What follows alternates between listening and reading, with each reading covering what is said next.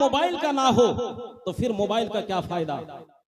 इंसान आज यहां बैठकर आवाजों को, अपनी बातों को मिनटों के अंदर दुनिया के एक कोने से दुनिया के आखिरी कोने तक पहुंचा देता है। सबब यही है कि यही मोबाइल, इसी के जरिए से पहुंचा दिया जाता है। अगर मोबाइल अगर ये काम ना करे तो फिर मोबाइल का क्या फायदा। हर चीज की तख्लीक से पहले, बनाने से पहले हर इंसान कुछ भी बनाए उसका एक मकसद होता है। मैंने पूछा, या रब्बल आलमीन, तूने इंसान को पैदा किया, तेरा मकसद क्या है। या रब्बल आलमीन, तूने कायनात को पैदा किया, तेरा मकसद क्या है। जिनों को पैदा किया, तेरा मकसद क्या है। तो रब ताला का जवाब आता है, अमा खलक़तुल जिन्ना वल इंसा इल्ला लियअबुदून, मैंने जिन और इंसान को सिर्फ इबादत के लिए पैदा किया। अब समझ में आ गई बात कि हमें अल्लाह ताला ने क्यों पैदा किया। इबादत के लिए पैदा किया। अगर इंसान की फितरत यह है कि इंसान जिस चीज को बनाए उसके मुताबिक अगर वो काम ना करे तो तोड़ दिया जाता है। अब मुसलमान अपने सीने में हाथ रखकर बोलो, कितने लोग इबादत करते हो। अल्लाह अगर चाहे तुम्हारी रोजी बंद कर दे, अल्लाह अगर चाहे तुम्हारा सब कुछ बंद कर दे, सांस जो लेते हो अल्लाह अगर चाहे बंद कर दे, क्योंकि तख्लीक इलाही यही है इबादत किया जाए। तुम इबादत नहीं करते हो। मुसलमान आज इबादत नहीं करते। अफसोस है मुसलमानों को जिस मकसद के लिए रब ताला ने पैदा फरमाया वो है इबादत, लेकिन आज इंसान इबादत नहीं करता, अड्डों की जगह पर अड्डागिरी करता है। अफसोस होता है मुसलमानों पर। आज मैंने देखा इस समाज में, जिस समाज में ये जलसा हो रहा है, 3 मस्जिदें, जुमा की मस्जिदें हैं। कितने लोग नमाज पढ़ के आए हैं मुझे मालूम नहीं। मेरे ख्याल से, मैं अपने अंदाजे से बताता हूं, मेरी मस्जिद में 2 सफ़े नमाजें हुई। इतने लोगों की भीड़, आप बगैर नमाज पढ़े हुए आए हो यहां, और जब शब्बीर बरकाती नात पढ़ेंगे तो इतने उछल कूद करेंगे। पता नहीं कितने समझते हैं और कितने बड़े अपने आप को आशिक रसूल समझते हैं, मुझे मालूम नहीं। उनके कलाम को, उर्दू जबान को कितनी अच्छी तरह आप समझ लेते हैं, मुझे मालूम नहीं। लेकिन आपकी जज्बात से मुझे मालूम होता है कि आप उर्दू बहुत समझते हैं और बड़े आशिक रसूल भी हैं। अफसोस होता है मुसलमान, अल्लाह ताला ने तुम्हें पैदा किया है, इबादत के लिए तुमने नमाज नहीं पढ़ी है। अल्लाह ने तुम्हें पैदा किया रोजा रखने के लिए, तुम रोजा नहीं रखते हो। अल्लाह इबादत के लिए पैदा किया। अल्लाह तुम पर ज़कात फर्ज किया है, तुम मालिक के निसाब होने के बावजूद तुम ज़कात अदा नहीं करते हो। अल्लाह ताला ने तुम्हें माल और दौलत से नवाजा है, साहिब इस्तिताअत होने के बावजूद भी तुम हज को नहीं जाते हो। मुअज़्ज़ज़ सामिन कराम, अल्लाह ने माल और दौलत से नवाजा है। एक मुसलमान तड़प तड़प कर आज दम तोड़ देता है, भूख प्यासे से दम तोड़ देता है। उस मुसलमानों की तुम खैर खाही नहीं चाहते हो। उस मुसलमान, उस भूखे प्यासे के मुंह में एक लोकमा तुम खाना पहुंचाने के काबिल तुम नहीं हो। उस भूखे प्यासे मुसलमानों के मुंह पर एक जरा सा पानी पहुंचाने काबिल नहीं हो। मुअज़्ज़ज़ सामिन कराम, बताओ अल्लाह ताला ने जो तुम्हें जिस मकसद से पैदा किया, तुमने अल्लाह के मकसद में कितने कामयाब हुए हो। सोचो मुसलमानों, जलसा लाखों रुपया खर्च करके जलसा किया जाता है, फायदा क्या होता है। तमाशा बना दिया है लोगों ने जलसा जुलूस को, जलसों को तमाशा बना के छोड़ दिया है। लोग आते हैं अपनी नफसानी ख्वाहिशात को बुझाकर चले जाते हैं, काम का कोई कुछ नहीं होता। अब बताओ मुसलमानों, इतने लोग यहाँ बैठे हैं, मेरे ख्याल से मजमा में आते हैं, इतने जलसा जुलूस सुनते हैं, किस अदब से बैठना चाहिए मुझे ये भी पता नहीं है। आपको ये भी पता नहीं है किस अदब से बैठना चाहिए। कितने के सरों पर टोपी है, देखिए हाथ, सर पर हाथ उठाकर देखिए, लगाकर देखिए, कितने के सर पर टोपी है।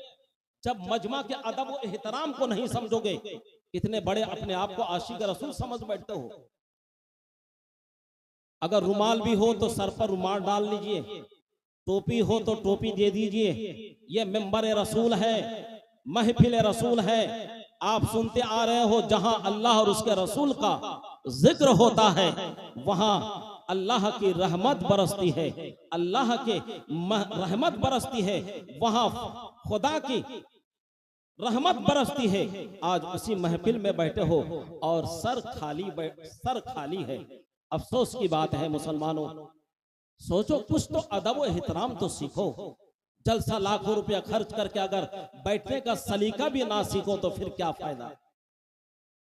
कोई फायदा नहीं है, बेफायदा, बेमकसद। जिस काम के लिए इंसान का कोई मकसद नहीं होता है, वो इंसान आकिल तो नहीं हो सकता, जाहिल हो सकता है, अकलमंद नहीं हो सकता, बेअकल हो सकता है। इसलिए मुसलमानों, हर चीज का अदब और एहतराम होना चाहिए। मौसर साहब करम उर्दू बुझते पारছেন তো? মাথা এখনো খালি দেখছি আমি। মাথাতে টুপি লাগিয়েলেন, টুপি না থাকতে গেলে রুমাল যদি থাকে রুমালটা দিয়ে দেন। মাহফিলের আদব ও এহতরাম যদি এতটুকু না করতে পারি আমরা, তাহলে শব্বির বরকাতে নাচ শুনে আমরা কতটুকু নাচবো আমি তো দেখবো, আজকে কতটুকু বুঝবেন এটাও আমি দেখবো। মুআজ্জাজ সামিন کرام, আফসোস হচ্ছে, আফসোস। মুসলমান আজকে আফসোস হয়, আজকে মুসলিম কম কোথায় যাচ্ছে? আপনার কাছে লক্ষ লক্ষ টাকা।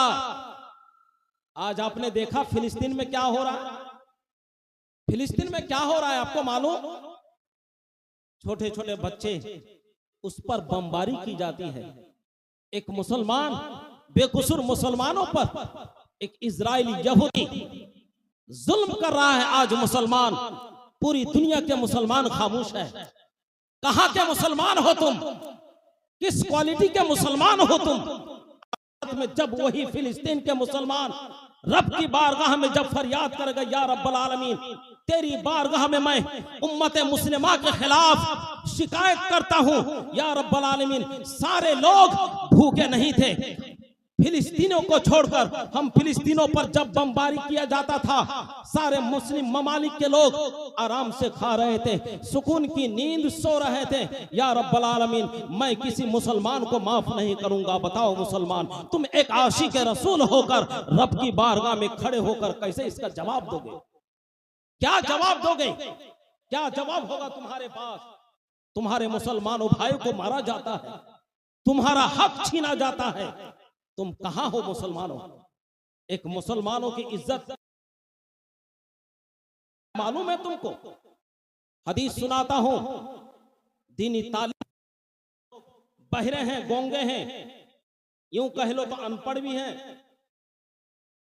एक मुसलमान की इज्जत क्या होती है मैं बताता हूं, सुनो।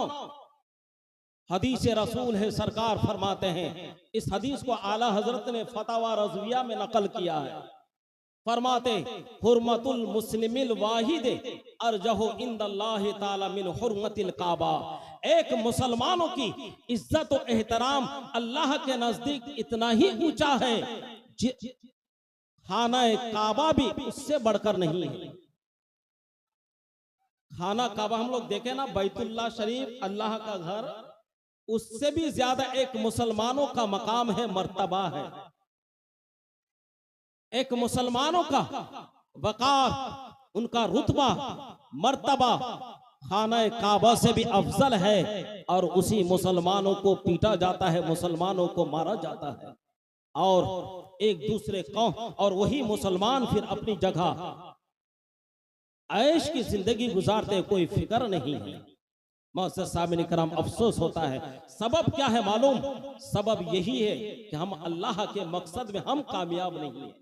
अगर हम नमाज पढ़ते हैं, हम अल्लाह की इताअत करते हैं, हम रसूल की इताअत करते, हम अहकाम शरा पर अमल करते, तो फिर हमारे दिल में वही दर्द पैदा होता कि हजरत बिलाल हबशी रज़ियल्लाहु ताला अन्हु को जब कुफ्फार मुशरिकीन ने, उमैया ने जब बेदर्दी के साथ जुल्म करता था, हजरत अबू बकर सिद्दीक रज़ियल्लाहु ताला अन्हु बारगाह रिसालत में अर्ज करते, या रसूल अल्लाह, मैंने देखा है कि मक्के के चौराहे पर बिलाल हबशी जैसे एक गुलाम को बहुत, एक उमैया जो जालिम है वो बहुत सता रहा है, बहुत जुल्म कर रहा है, या रसूल अल्लाह, मैं चाहता हूं कि उसको खरीद कर आजाद कर दो। सरकार फरमाते हैं,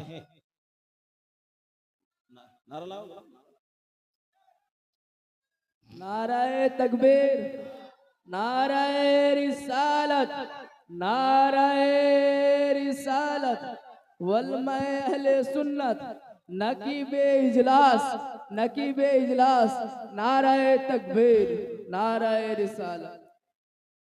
बैठ बैठ बैठ जान, বসে যান বসে যান, একটা মশলাও শুনিয়ে দিই, बहुत जरूरी।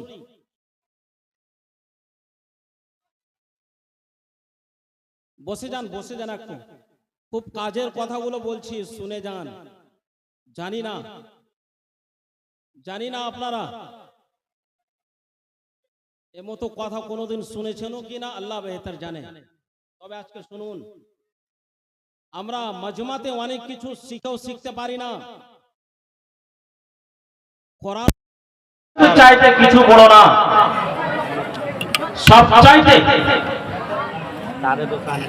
এক মুসলমানের জন্য, মুসলমানের কাছে সব চাইতে বড় হচ্ছে কি? কোরআন, হাদিস, कलाम इलाही, कलाम रसूल, इससे बढ़कर कुछ भी नहीं है। अहकाम शरा, आवाज শুনেন, মেহমান এসছে, মেহমানের শুনবেন। কিছুক্ষণ বলার সুযোগ দিয়েছে তো কিছুক্ষণ বলবো, শান্তি ভাবে বসে শ্রবণ করেন, কাজ দিবে। এগুলো কার কথা শুনেননি? জলসা শুনতে আসি আমরা, অনেক গুনাহ করি। মাহফিলে রসুলে বসেও আমরা অনেক গুনাহ করি, যদিও জায়গাটা খুবই উত্তম। এখানে যেহেতু কোরআন ও হাদিসের আলোচনা হয়, তার মধ্যেও আমরা গুনাহ করি। মসলা শুনেন, कुरान और हदीस से बढ़कर इस कुरान और हदीस के सामने कुछ भी नहीं है। कुरान सबसे अफजल है, हदीस रसूल कुरान के बाद है। जब कुरान और हदीस का जिक्र हो, कोई भी साहिब आए, बुझते पारছেন तो, कुरान और हदीस का जब जिक्र हो, कोई भी साहिब आए, मैं नाम किसी का नहीं ले रहा हूं, वो कौन सा है, कोई भी साहिब आए, जब कुरान और हदीस का जिक्र हो, कोई भी साहिब आए, कुरान और हदीस से बढ़कर उसका अदब और एहतराम जरूरी नहीं है। आज हम लोग एक रिवाज बना लिए, रिवाज बन चुका है। बाहर मेहमान आ रहे, जल्दी खड़े हो जाओ। क्या कुरान और हदीस से बड़ा है? नहीं, बिल्कुल नहीं। कुरान और हदीस अव्वल है, वो अदब से आएंगे, अदब से बैठ जाएंगे, ये तरीका होना चाहिए। लेकिन आज मुकर्रिर तो तकरीर तो करते हैं, लोगों के अंदर जो खराबियां हैं उसकी तरफ तवज्जो नहीं देते हैं। जो आते हैं अपना तैयारी करके उसी को सुना के चले जाते हैं, आपको थोड़ा उछल कूद करा देते हैं और फौरन जन्नत तक पहुंचा के वो चले जाते हैं। आप भी खुश हो जाते हैं, वो भी खुशी खुशी चले जाते हैं। मुअज़्ज़ज़ सामिन करम, जन्नत मिलना इतना आसान नहीं है। बाहर से बहुत सारे मुकर्रिरों को देखा जाता है, सुना जाता है, वो आते हैं, आके फजीलत बयान करना शुरू करते हैं। फजीलत बयान करते करते इस जगह उस मकाम तक लोगों को पहुंचा देते हैं, सामीन को उस जगह तक पहुंचा देते हैं। मालूम होता है जन्नत करीब है, अब जन्नत में दाखिल हो जाओगे। जिस बुनियाद पर लोग जलसा सुनने के लिए हजारों की तादाद में लोग आते हैं, मस्जिद में 10 आदमी जाने को तैयार नहीं होते हैं। अफसोस होता है, यहाँ इतने हजारों की तादाद में लोग आएंगे शब्बरी बरकाती को देखने के लिए, हजारों की तादाद में आएंगे उलमा की तकरीर सुनने के लिए। मैं तकरीर के खिलाफ नहीं हूँ, कुरान और हदीस को सुनो, समझो, अमल करो, लेकिन उससे बढ़कर यह है कि तकरीर सुनने के बाद फजर की नमाज, एक नमाजी भी जब होते हैं तो यहाँ जलसा सुनने के बाद वो फजर की नमाज नहीं पढ़ते हैं। अफसोस होता है कि आपने कुरान और हदीस को सुनने के बाद उस पर अमल करने के बजाय तुमने उसको छोड़ दिया। मुअज़्ज़ज़ सामिन करम, बताइए आपने कहां तक कौन सी नेकी की और किस को छोड़कर तुमने कितना बड़ा गुनाह किया। क्या तुम्हें अंदाजा है? मोअज़्ज़ज़ सामईन किराम, तुम्हें अंदाजा नहीं है। नमाज फर्ज़ ऐन है, नमाज को तर्क करने वाला गुनाह कबीरा है। जलसा को छोड़ देने वाला, कोई अगर जलसा सुनने ना आए तो गुनाहगार नहीं होगा, लेकिन कोई अगर नमाज ना पढ़े तो गुनाहगार होगा। मोअज़्ज़ज़ सामईन किराम, यहाँ कोई बैठे तो सवाब मिलेगा, ना बैठे तो कोई गुनाह नहीं होगा। लेकिन ज़ोहर नहीं पढ़ोगे गुनाह होगा। यहाँ आए कोई सुने या ना सुने चला जाए गुनाह नहीं होगा। असर नहीं पढ़ेंगे गुनाह होगा, मगरिब नहीं पढ़ेंगे गुनाह होगा, इशा नहीं पढ़ेंगे गुनाह होगा, फजर नहीं पढ़ेंगे गुनाह होगा। आप लाखों रुपया खर्च करके जलसा सजाए हैं, मुस्तहब काम है, अच्छा काम है, लोगों को दीनी तालीम सीखने और सिखाने के लिए एक इंतजाम किया है, अच्छा काम है। लेकिन आप खुद अगर नमाज नहीं पढ़ेंगे तो फिर ये काम किसी काम का नहीं है, ये आपका इंतजाम किसी काम का नहीं है। इसीलिए मोअज़्ज़ज़ सामईन किराम, हम आज जितना हम अपने समाज में, अपने मुआशरे में जितना जलसा जुलूस कसरत से होता है, लोग बेनमाजी ज्यादा होते हैं। जितना जलसा जुलूस ज्यादा होता है, लोग बेनमाजी होते हैं। मस्जिद खाली पड़ी रहती है, जमात में लोगों की तादाद कम जाती है, लोग मस्जिद को वीरान कर देते हैं। मोअज़्ज़ज़ सामईन किराम, अफसोस होता है मुसलमानों पर कि आज तुम मुसलमान होकर तुम्हारी मस्जिद खाली क्यों पड़ी है। आज तुम लाखों रुपया, करोड़ों रुपया खर्च करके जलसा का महफिल का सजाते हो, मुनाकिद करते हो, तुम्हारी मस्जिद वीरान क्यों है? मदरसा क्यों खाली पड़ा हुआ है? दीनी तालीम से तुम खुद क्यों दूर हो? अपने बच्चे को क्यों दूर रखे हो? मोअज़्ज़ज़ सामईन किराम, अफसोस होता है। सबब यही है कि आज हम दीन से, मस्जिद से दूर हैं, क्योंकि जलसा में आज यही रिवाज, जलसा में सिर्फ यही बाकी रह गया है।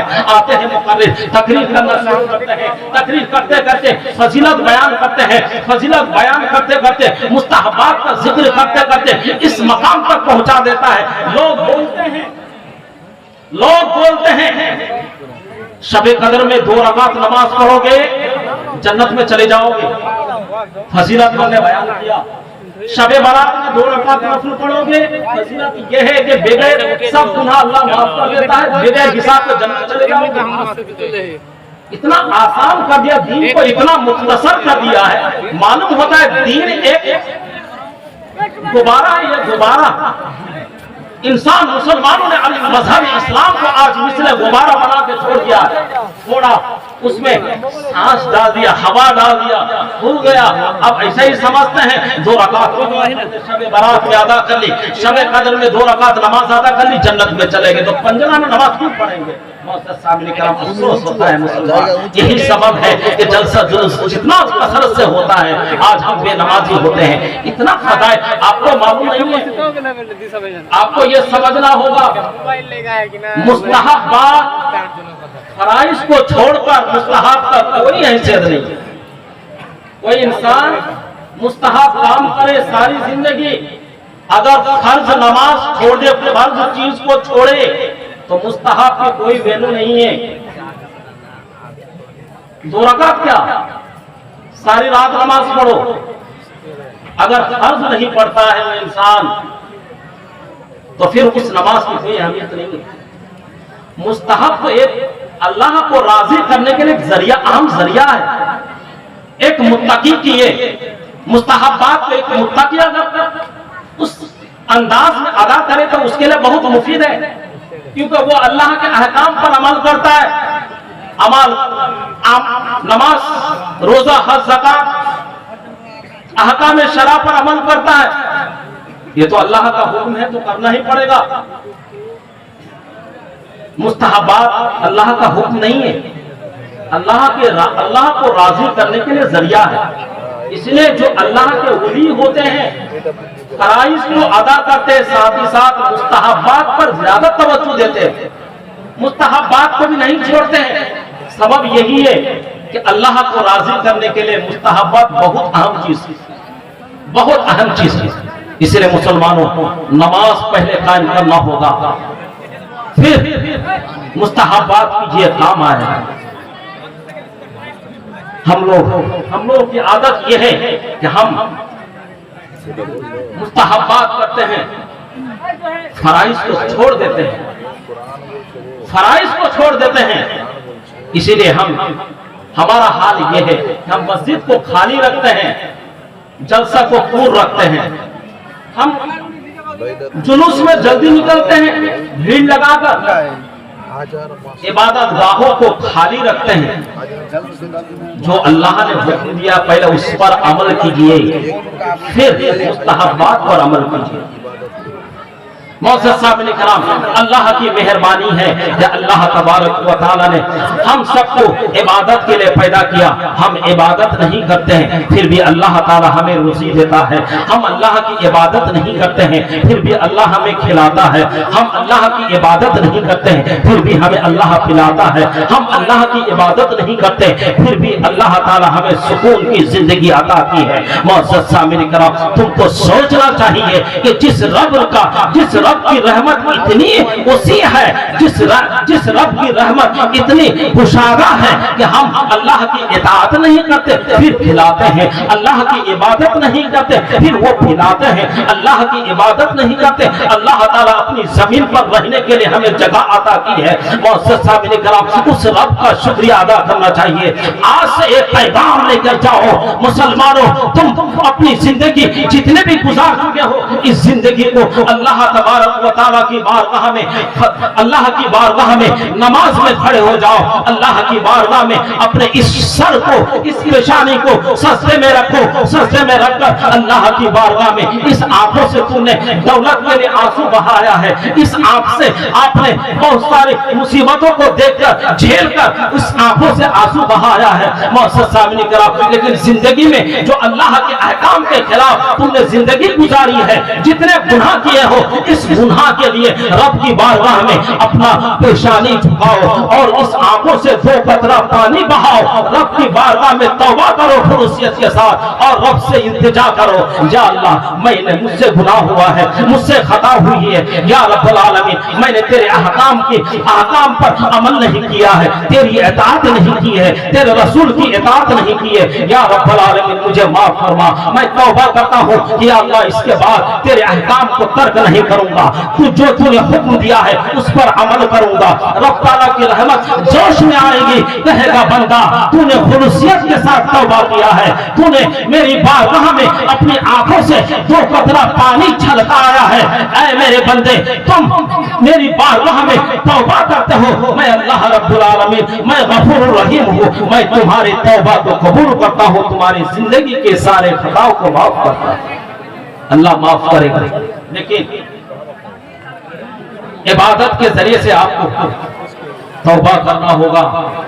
तौबा कीजिए, बगैर तौबा के कुछ नहीं होगा। गुनाह बहुत कर चुके हो। मुअज़्ज़ज़ सामने कराओ, आज देश के हाल के बारे में आप जानते हो, मुसलमान सिर्फ इतना जानते हैं वक्फ की जमीन जायरात को मुसलमानों से छीन लिया। मैं बताऊं आपको वक्फ किसे कहते हैं, आपको मालूम है? वक्फ क्या है आपको मालूम है? आप सिर्फ इतना समझते हैं कि हमारे बुजुर्गों ने जो जमीन दिया है मुसलमानों के लिए, बस वही वक्फ की जमीन है, बस इतना ही समझते हैं।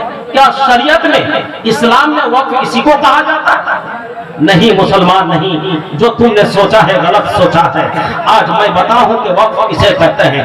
मैं शुरुआत इबादत से इसलिए किया कि आज आप मुसलमानों के अंदर जो एक रूह है, रूह ये मर चुकी है। बस ये जिस्म के लिए, जिस्म को बाकी रखने के लिए जो रूह एक सांस है, बस इतना ही बाकी है। इंसान की इंसानियत मर चुकी है। मुअज़्ज़ज़ सामने करा, मैं आपको बताऊं कि वक्फ किसे कहते हैं। वक्फ कहते हैं, मिसाल के तौर पर मैं समझाऊं, एक जमीन है, ये एक जमीन है, ये मैंने इस जमीन का मालिक मैं हूं। मैंने इस जमीन को मुसलमानों की, जो यतीम हो, गरीब हो, या आइंदा जो भी मुसलमान आएंगे उनके मुस्तकबिल की खुशहाली के लिए इस जमीन को मैं वक्फ करता हूं। तो शरीयत में वक्फ कहते हैं कि इंसान जब किसी जमीन को वक्फ करता है तो उसकी मिल्कियत से वो जमीन निकल जाती है और उसका मालिक सीधा अल्लाह का हो जाता, अल्लाह हो जाता है। उस जमीन पर हक सिर्फ अल्लाह का होता है। अब कोई इंसान वक्फ करने वाला ये भी नहीं कर सकता कि मैंने ये जमीन दिया है तुम मुझे आप दिखा रहे हो, नहीं कर सकते हो, तुम दे चुके हो, अब तुम मालिक नहीं हो, इसका मालिक अल्लाह है। इसका मालिक कौन है? अल्लाह है। अब बताओ मुसलमानों, सोचो, जो हुकूकुल्लाह को छीनना चाहे एक मुसलमानों के दिलों में क्या गुजरना चाहिए। मौजूद सामीन किराम, अल्लाह तबारक व तआला के हुकूक को छीना जा रहा है और एक मुसलमान बर्दाश्त कर रहे हैं। मौजूद सामीन किराम, मुसलमानों में कुछ गद्दार ऐसे भी है जो वक्फ की जमीन जो हुकूकुल्लाह है उसको छीना जाता है, फिर भी वो कहता है कि ये राजनीतिक बातें हैं, इसमें हम लोग को तवज्जो देना नहीं चाहिए। ये तो मुसलमानों की भलाई के लिए सरकार कानून ला रही है। मौजूद सामीन किराम, भलाई, मुसलमानों की भलाई करने के लिए तुम्हारे कानून की क्या जरूरत है? हमारे लिए कानून सिर्फ इस्लामिक कानून काफी है। मौजूद सामीन किराम, आज तुम कौन होते हो जो हमारे मजहब के कानून में तुम अपने कानून को दाखिल कर रहे हो? तुम्हें हक किसने दिया है? यह अल्लाह का हक है और अल्लाह के हुकूक को जब कोई पामाल करेगा कोई मुसलमान इसको बर्दाश्त नहीं करेगा। मौजूद सामने कराओ, आज तुमसे तुम्हारे वक्फ की जमीन छीनी जा रही है। मुसलमान तुम इसको कैसे बर्दाश्त कर सकते हो? अल्लाह के हुकूक को छीना जाता है। आप बताइए, अल्लाह को कोई एक मुसलमान के सामने अल्लाह के हुकूक, मसाजिद को अगर तोड़े तो एक मुसलमान उसको बर्दाश्त नहीं कर सकता, क्योंकि अल्लाह की शाइर है, अल्लाह की निशानी है। अगर कोई इंसान किसी पर अल्लाह ताला के हुकूक को कोई पामाल करेगा तो फिर एक मुसलमान बर्दाश्त नहीं करेगा, क्योंकि अल्लाह के हुकूक की हिफाजत करना मुसलमानों की जिम्मेदारी है। मौजूद सामने करा, इसीलिए कान खोल कर आज सुन लो, वक्फ की जमीन किसी की बाप की जमीन नहीं है, ये अल्लाह के हुकूक की जमीन है, खालिस अल्लाह की मिल्कियत ही है। ये है, किसी के कानून की हमें जरूरत नहीं है। हमारे लिए इस्लाम का जो कानून है, वक्फ का जो शरीय कानून है, वो हमारे लिए काफी है। इसीलिए कोई भी मुसलमान अल्लाह के हुकूक को कोई पामाल करना चाहेगा या किसी मुसलमान से अल्लाह के हुकूक को कोई छीनना चाहेगा तो कोई मुसलमान, एक गैरतदार मुसलमान, एक वफादार मुसलमान, एक सच्चे मुसलमान उस दिल को उस चीज को बर्दाश्त नहीं कर सकता। लिहाजा ये कानून वक्फ बिल के खिलाफ है। अल्लाह के हुकूक को मिटाने के लिए ये कानून है, अल्लाह के हुकूक को पामाल करने के लिए है। लिहाजा कोई भी मुसलमान इसको बर्दाश्त नहीं कर सकता। आज मुसलमानों अपने हुकूक के लिए लड़ रहे हो, किसी की इसमें राय या किसी का सहारा लेने की जरूरत नहीं है। आप अपने एक मुसलमान के लिए, क्योंकि हम कलमा पढ़े हैं, हम कलमा क्या पढ़े मालूम?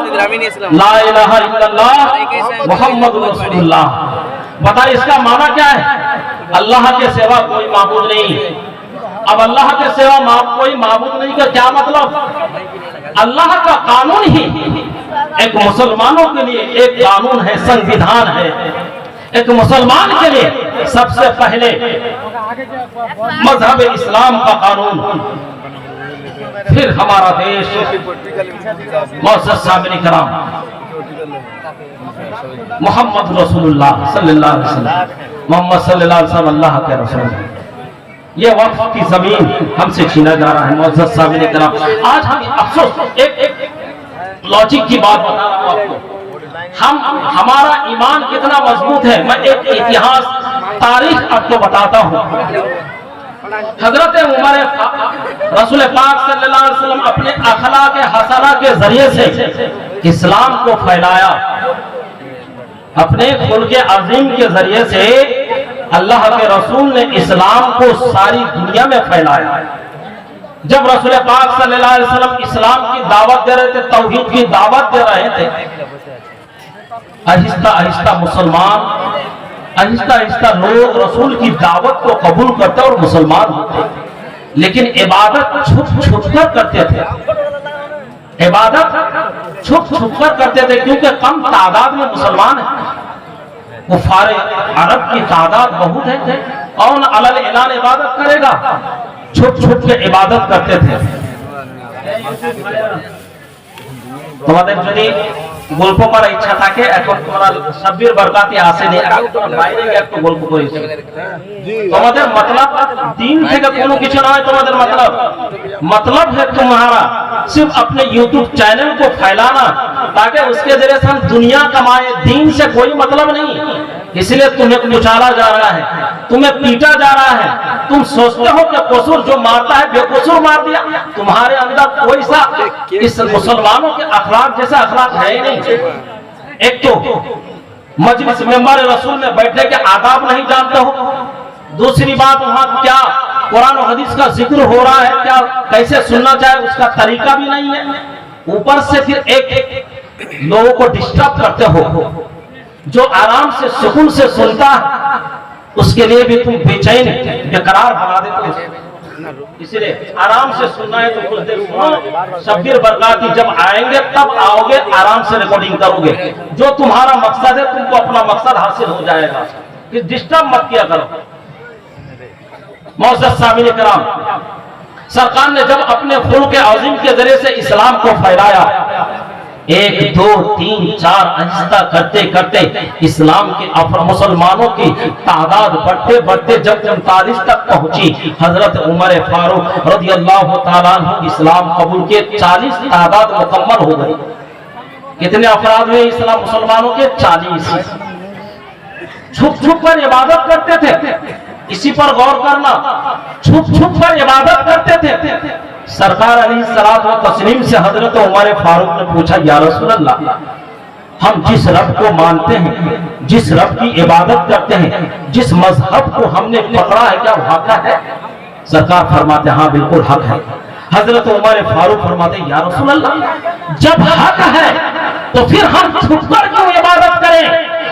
या रसूल अल्लाह, इबादत अब छुप छुप कर नहीं की जाएगी, अलग ऐलान इबादत की जाएगी। क्योंकि अब हम जब हक पर है, हम किसी को नहीं सुनेंगे, हम किसी का नहीं सुनेंगे। हम या रसूल अल्लाह अलग ऐलान अब जमात के साथ नमाज अदा कीजिए। उमर अकेला तने तन्हा दीवार पर दरवाजे पर अकेला उमर तलवार लेकर खड़े रहेंगे। या रसूल अल्लाह, उमर चाहे तो सबको मिटा देंगे, या उमर या तो शहादत को कबूल कर लेंगे। मुअज़्ज़ज़ सामिन किराम, अलग ऐलान जमात के साथ नमाज होने लगी। अब सोचो मुसलमान, 40 की अदद ने मुसलमानों को यह पैगाम दिया कि ए मुसलमानों सुनो, जब हम 40 अदद में थे, हमारी तादाद जब 40 थी, हम किसी से डरते नहीं थे। हम अबू जहल से नहीं डरते थे, हम अबू लहब से नहीं डरते थे, हम उतबा शैबा से नहीं डरते थे। ए मुसलमानों याद रखो, उमर जब इस्लाम कबूल किया, 40 की अदद जब मुकम्मल हुई, तो जब अलग ऐलान इबादत की जा सकती है। ऐ मुसलमान, तुम तो करोड़ों की तादाद में हो, तो तुम फिर जोगी मोदी से क्यों डरते हो? तुम बीजेपी के दिगर नेता से क्यों डरते हो? तुम देश के उन गद्दारों से क्यों डरते हो? मुअज़्ज़ज़ सामिन किराम, अफसोस यही है कि वो उमर फारूक का ईमान जो था, उनका भरोसा सिर्फ और सिर्फ अल्लाह और उसके रसूल पर था। आज हमारा भरोसा इस्लाम पर नहीं है, अल्लाह पर नहीं है, रसूल पर नहीं है, क्योंकि हमारे अंदर जो ईमान है वो मुर्दा हो चुका है। मुअज़्ज़ज़ सामिन किराम, अफसोस इसीलिए है, इसीलिए हम हर चीज से डरते हैं। हम सिर्फ अपना सोचते हैं, क्योंकि हम आज मुसलमान तो है लेकिन मतलब परस्त इंसान है। सिर्फ हम अपना सोचते हैं, अपने भाई के लिए नहीं सोचते। अगर हम आज अपने के साथ साथ अपने भाई का सोचते तो फिलिस्तीन का यह हाल ना होता, आज फिलिस्तीन गाजा के मुसलमानों का यह हाल ना होता। मुअज़्ज़ज़ सामिन किराम, आज फिलिस्तीनी के मुसलमानों को, आज गाजा के उन तमाम बेकसूर मुसलमानों को आज इसको नाबूद कर दिया गया। आसपास में इतने कसीर तादाद में 57 मुस्लिम ममालिक देश, और खास करके मैंने आज एक वीडियो देखा जो सऊदी अरब ये कह रहा है, उन काबे के इमाम ये कह रहा है ये एक सियासी लड़ाई है। अस्तगफिरुल्लाह, उन जाहिलों को, उन गद्दार रसूलों को काबा बैतुल्लाह शरीफ में इमामत करता है और ये बयान देता है कि इजराइल और फिलिस्तीनियों का एक सियासत वाला मामला है, उसमें हमको दखल देना नहीं चाहिए। उन जाहिलों को यह सोचना चाहिए कि हम किस सियासत की बात करते हैं, हम किस राजनीति की बात करते हैं। आज फिलिस्तीन में बेकसूर मुसलमानों को, छोटे छोटे बच्चों को, बूढ़े जवान माँ बहनों को, सबको बेदर्दी के साथ मारा जाता है और तुम इसको सियासत में जोड़ रहे हो। अफसोस होता है कि तुम बैतुल्लाह शरीफ में इमामत करते हो और तुम इस तरह का ख्याल रखते हो और वीडियो जारी करके तुम मुसलमानों को क्या पैगाम देना चाहते हो। ऐ मुसलमानों, इसीलिए मैं कहता हूं कि आज अरब में, मक्का में हुकूमत, अगरचे हम जानते हैं कि मुसलमान है, हकीकत में वो मुसलमान नहीं बल्कि अंग्रेजों का दलाल है। अंग्रेज तमाम इजराइल की मदद कर रहा है और अंग्रेज के जो दलाल सऊदी है उसकी चमचागिरी करते हुए वो ये कह रहा है कि ये सियासत का मसला है।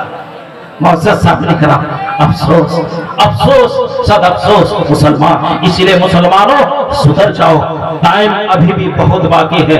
अगर आप अब भी नहीं सुधरोगे, सिर्फ अब भी नहीं अगर सुधरोगे आप, तो फिर कब सुधरोगे? एक वक्त ऐसा आएगा, आज तुमसे छीना जा रहा। पहले 3 तलाक तुम्हारी शरीयत में दखल दिया, तुम्हारे मजहब इस्लाम में इस्लाम के कानून को पामाल किया, तुमने उसको बर्दाश्त कर लिया। आज वक्फ बिल हुकूकुल्लाह को तुमसे छीन लिया, आज तुम खामोश अगर रहोगे, इसी तरह तुम्हारे असल जो जड़ों को काट दिया जाएगा। आखिर में तुम ऐसे ही, आखिर तुम्हारे जब जड़ को काट दिया जाएगा तो फिर तुम ऊपर से सिर्फ हरा भरा दिखाई तो दोगे, लेकिन तुम्हारे अंदर वो हिम्मत नहीं होगी, वो ताकत नहीं होगी। इसलिए मुसलमानों, नमाज की पाबंदी किया करो, नमाज पढ़ो, शरीयत के पाबंद हो जाओ, मजहब इस्लाम को समझो, इस्लाम क्या है उसको समझो। जिस रब को तुमने एक माना है, जिस रब की इबादत करते हो, करना चाहते हो, उस रब को पहचानो, उस रब का खौफ दिल में पैदा करो। मौजूद सामने कराम, जिस नबी से मोहब्बत करते हो, दावा करते हो, उस नबी से सच्ची मोहब्बत करो। कुरान कहता है या अय्युहल्लज़ीना आमनु तक़ुल्लाह हक़्क़ तुक़ातिही वला तमूतुन्ना इल्ला व अंतुम मुस्लिमून। ऐ ईमान वालों, अल्लाह से डरो और उस वक्त तक ना मरो जहां तक कि तुम कामिल मुसलमान हो जाओ।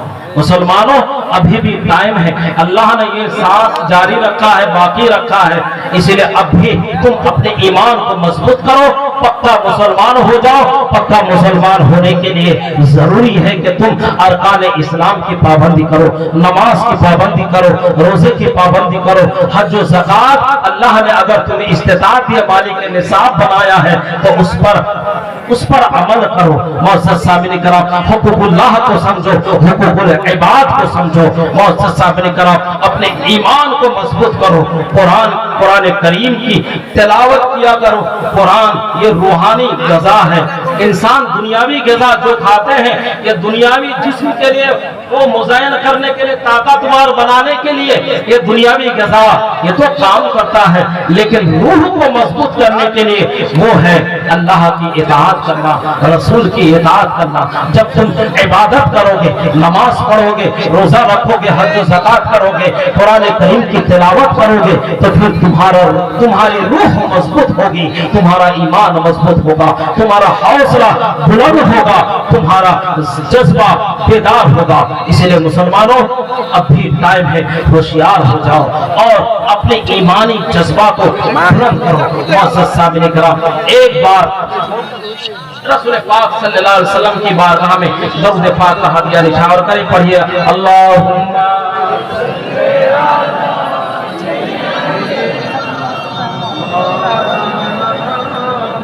मुहम्मद व अला आले मौलाना मुहम्मद। अल्लाहुम्मा